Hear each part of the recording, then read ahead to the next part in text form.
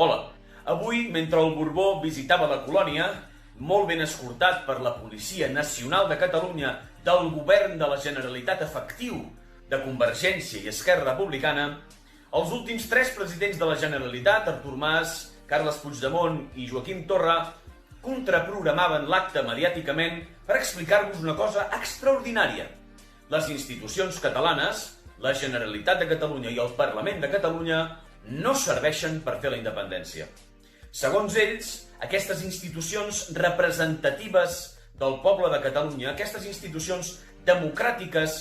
i el vot dels catalans no serveixen per fer la independència, no serveixen per transformar la colònia catalana en un estat lliure, sobirà, independent. Llavors, és de suposar que cap de les formacions polítiques que aquests presidents representen, que al final sempre acaba sent la mateixa, el món de Convergència, es presentarà a les eleccions, perquè no deuen tenir intenció de tenir el poder d'unes institucions que no serveixen per fer la independència, oi? Ja és hora que al Parlament de Catalunya i a la Generalitat de Catalunya hi hagi persones que encara creguin en Catalunya, que encara creguin en la independència i que encara creguin en la democràcia, més enllà d'un projecte partitocràtic com el que representen aquests 3 últims presidents de la Generalitat.